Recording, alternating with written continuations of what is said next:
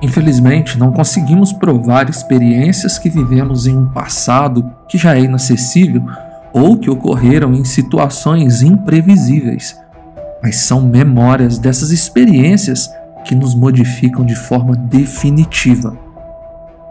Por isso, hoje nós traremos vários relatos enviados por vocês na DM do nosso Instagram em um formato diferente, porém com uma quantidade bem maior de conteúdo. Desde já agradeço a confiança de compartilhar suas histórias conosco. Lembrando que nomes e locais serão mudados por questões legais. Pedimos o seu like e sua inscrição no canal. Coloque seu fone de ouvido e prepare-se para conhecer experiências macabras e reais. A risada do demônio. Enviada por Rosalie, 29 anos.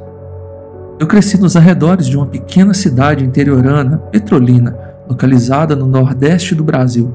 A casa em que eu, minha irmã mais nova Bia, nossa mãe e nosso pai morávamos era uma casinha pequena e um pouco desgastada à beira da mata local. Eu era sortuda por poder passar minhas tardes brincando livremente na natureza, como a pequena moleca selvagem que eu era. Meus pais tinham um comércio na cidade, mas amavam a vida no campo. Nossa casa era o que eles chamam de 2 para cima, 2 para baixo. Basicamente tínhamos uma cozinha, uma sala de estar, 2 quartos no andar de cima e um banheiro pequeno. Havia também um sótão, cuja entrada era um alçapão no teto do banheiro. Acho que guardávamos caixas de decorações lá, mas no geral era um espaço não utilizado. É importante ressaltar que minha mãe e meu pai precisavam usar uma escada ou um banco para abrir o alçapão do sótão. Bia e eu compartilhávamos um quarto que dava para o banheiro. Tínhamos uma beliche sobre a qual nós brigávamos regularmente. Possuir a cama de cima era considerado um privilégio. No dia particular sobre o qual quero falar, estava chovendo lá fora, então estávamos confinadas às atividades no quarto. Na época, nossa mãe estava trabalhando em tempo integral e nosso pai, que sofria de depressão e ansiedade, ficava em casa para cuidar de nós. Eu tinha 9 anos na época dessa história e Bia tinha cerca de 8. Era uma tarde como qualquer outra. O céu estava cinzento e a tempestade que se formava trazia consigo uma atmosfera densa e pesada. Nossos risos infantis ecoavam pelo quarto enquanto nossas bonecas protagonizavam uma aventura após a outra. O nosso pai, contudo, estava tendo um dia particularmente difícil. Após o almoço, ele se recolheu em seu quarto, o quarto ao lado do nosso, e trancou a porta.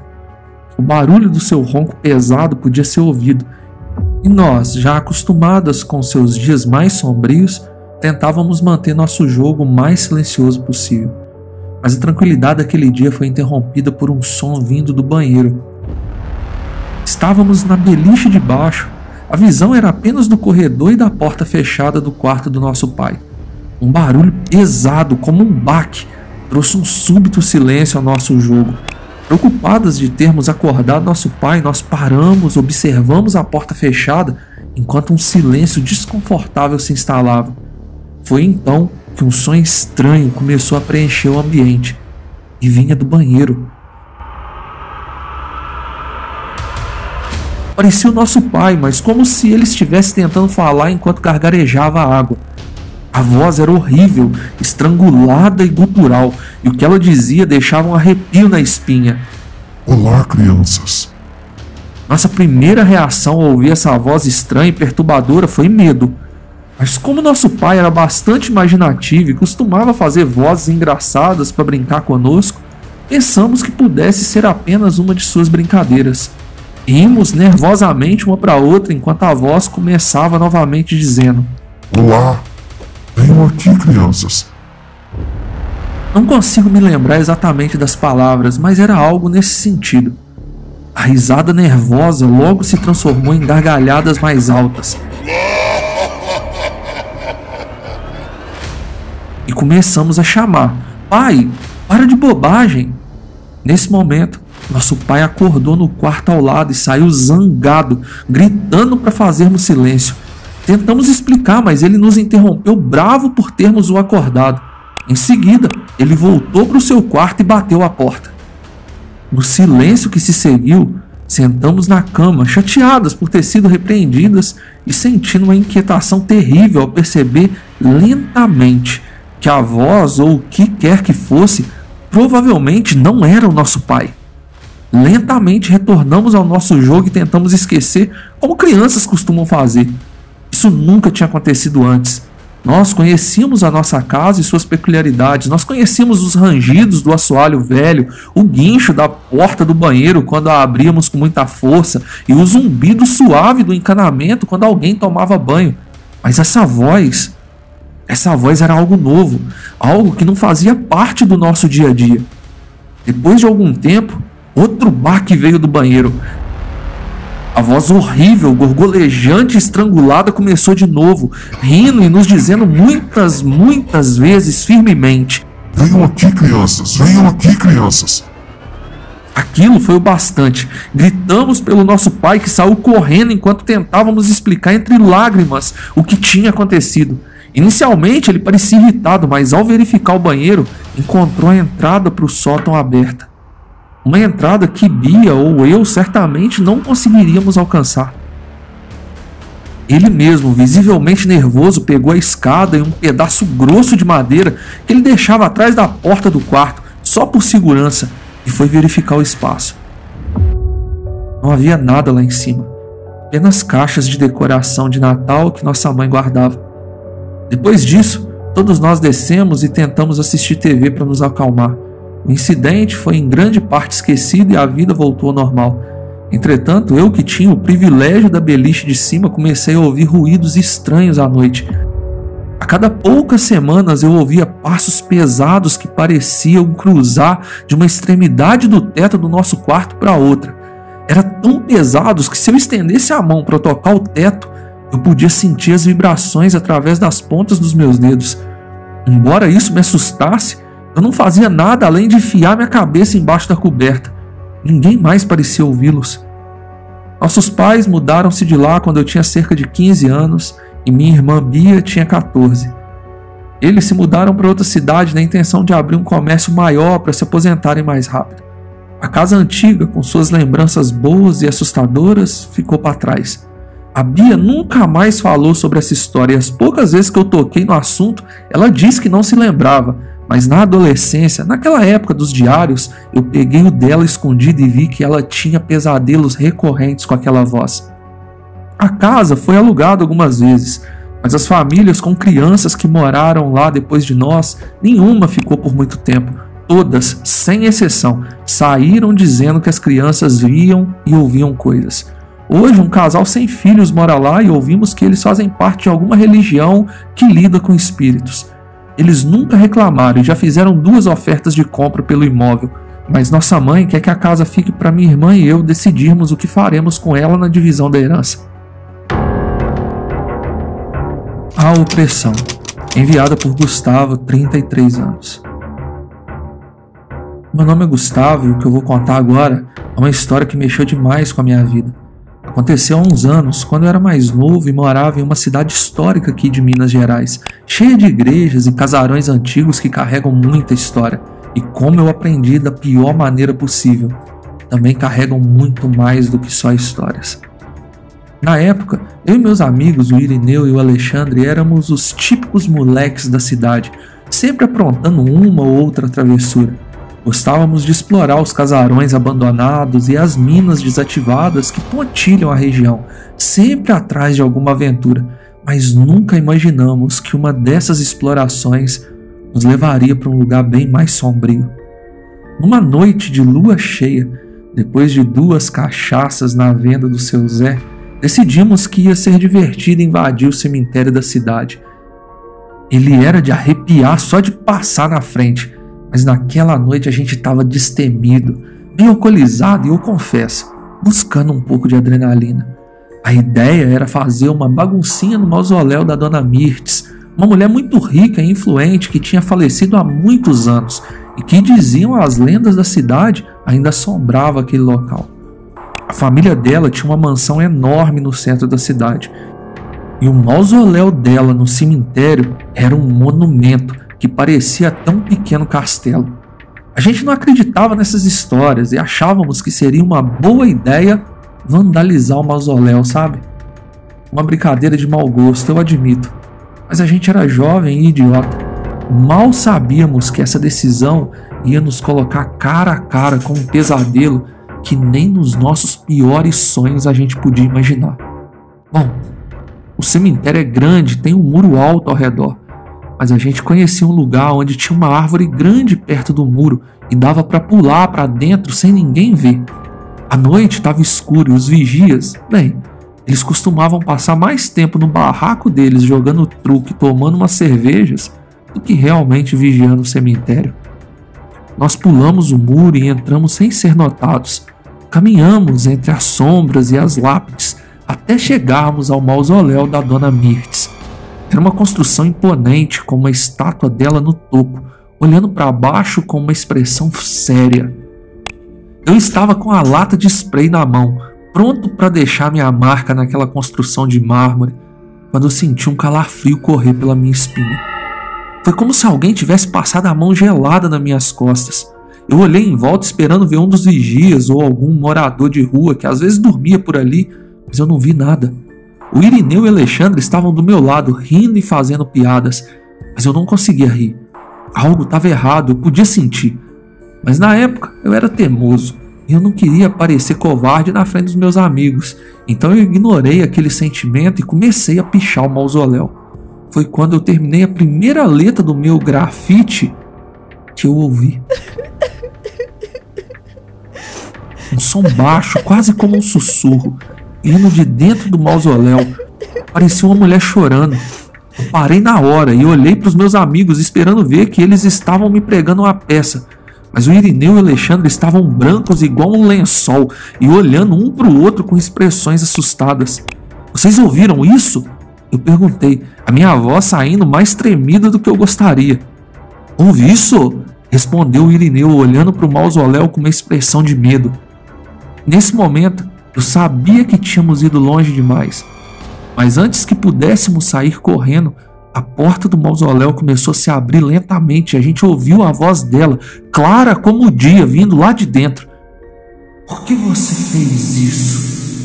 Ela perguntou e a voz dela era fria como o mármore do mausoléu. Eu nem preciso dizer que a gente saiu correndo como se o diabo estivesse nos mordendo os calcanhares. Pulamos o muro de volta e corremos até as nossas casas sem olhar para trás.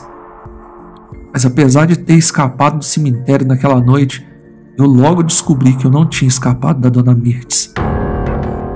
Nos dias seguintes, eu comecei a sentir uma estranha sensação de estar sendo observado. Onde quer que eu fosse, parecia que tinha alguém ou alguma coisa me seguindo. Eu comecei a ter pesadelos horríveis, sempre com a Dona Mirtes. Nos sonhos, ela me chamava com uma voz chorosa para voltar ao cemitério. E em todos os sonhos, por mais que eu tentasse fugir, eu sempre acabava no mausoléu, onde ela me aguardava com a mesma expressão séria da estátua.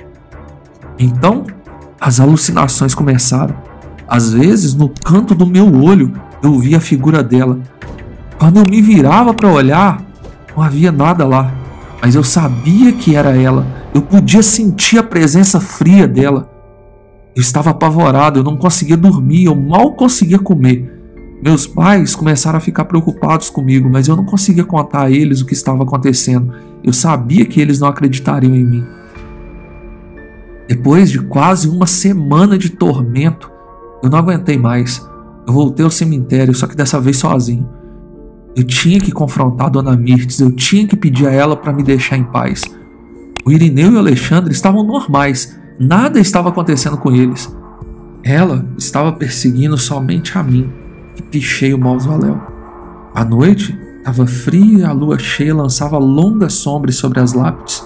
O mausoléu da Dona Mirtes parecia ainda mais imponente sob a luz do luar. Com o coração batendo forte no peito, eu caminhei até a porta e eu a abri.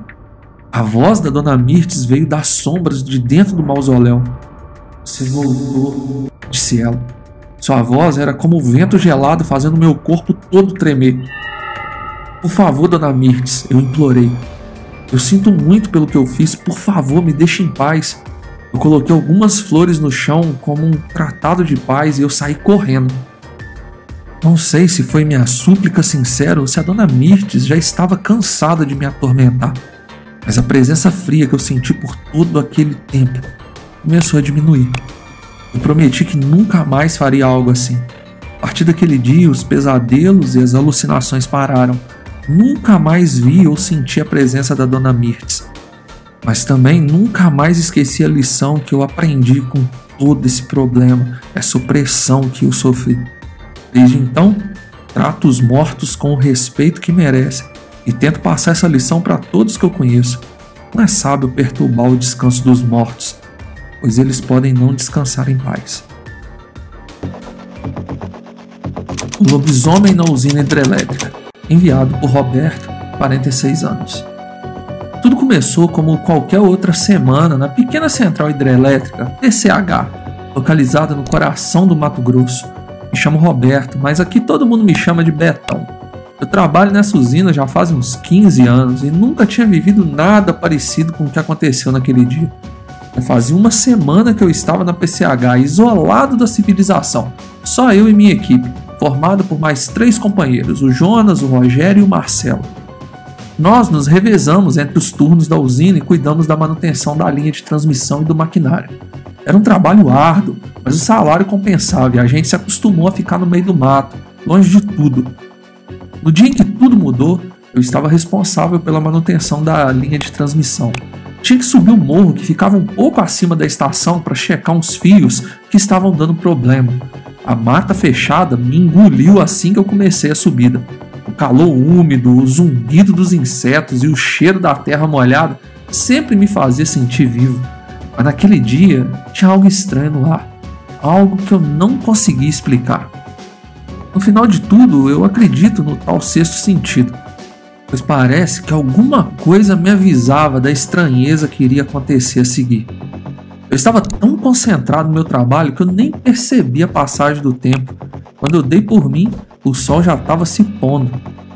Com a noite chegando, eu sabia que tinha que voltar para a PCH, mas o que eu não sabia é que a noite traria algo que eu nunca imaginei que encontraria. Bom, é verdade que trabalhos elétricos, principalmente os que envolvem linha de transmissão, geralmente são feitos em duplas. Porém, naquele dia, o Jonas, que sempre me acompanhava nessas tarefas, teve um problema estomacal e precisou ficar na base. Foi decidido que eu faria a verificação sozinho, afinal eu já tinha feito esse trabalho centenas de vezes e a equipe confiava na minha experiência. E caso eu percebesse que era perigoso demais fazer sozinho, eu voltaria, buscaria um dos meus colegas e a gente faria o trabalho juntos. Além disso, nós estávamos no meio da estação chuvosa e se a linha de transmissão não fosse verificada, nós correríamos o risco de um apagão. Depois de um longo dia de trabalho, com o sol já dando adeus lá no horizonte, eu comecei a recolher minhas ferramentas. De repente, ouvi um barulho estranho vindo do meio da mata. Era um tipo de uivo, mas não era como nada que eu já tivesse ouvido antes. O som era agudo e grosso ao mesmo tempo, carregado de raiva, mas também parecia que tinha dor misturada. O som parecia se aproximar e com ele veio um cheiro forte que eu nunca tinha sentido antes.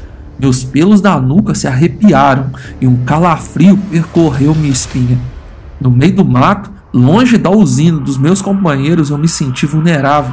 Mesmo assim, tentei racionalizar o que estava acontecendo. Talvez fosse algum animal, eu pensei. Mas então, no último resquício de luz do dia, eu vi. Uma criatura emergiu da escuridão da mata. Era enorme, quase do tamanho de um homem, mas andava de 4 patas.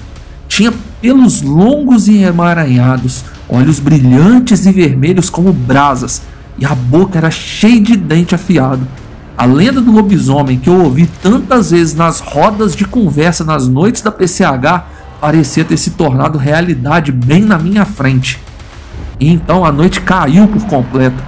Eu estava paralisado, fixado naqueles olhos brilhantes. A caminhonete não estava longe, mas entre ela e eu estava essa criatura. A única opção que restava era escalar a torre de transmissão. E com a agilidade que a adrenalina me deu, eu consegui subir uns 10 metros de altura, suficiente para me sentir um pouco mais seguro. Minha única fonte de luz era a lanterna presa ao capacete, que iluminava apenas o que estava na minha frente. O resto da mata estava imerso na escuridão, interrompida apenas pelo brilho prateado da lua. E naquele brilho eu podia ver a criatura. Ela movia-se e ficava rondando os pés da torre. tudo que eu podia fazer era esperar. Eu estava a uns 10 quilômetros da base da usina e sabia que ninguém viria me procurar até o amanhecer, porque nem equipamento para isso nós tínhamos. Eu passei a noite agarrado na torre, rezando para que a criatura se cansasse e fosse embora, mas ela não foi. Ela ficou lá, rondando, uivando, até os primeiros raios do sol surgirem no horizonte. Quando o dia amanheceu, a criatura recuou para a mata, desaparecendo tão misteriosamente quanto apareceu.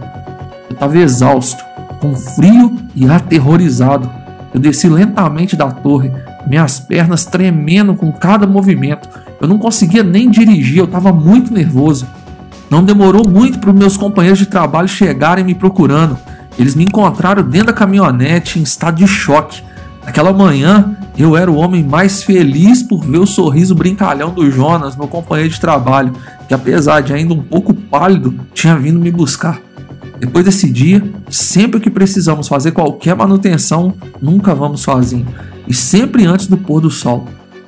Quanto ao lobisomem, eu não sei se era real ou se foi apenas o resultado do cansaço e do medo, mas uma coisa eu sei: aquela noite na torre de transmissão foi a mais longa e assustadora da minha vida. Obrigado por você que ficou até aqui e por ter emprestado a sua atenção para nos ouvir. Deixe seu like e se inscreva. Até a próxima.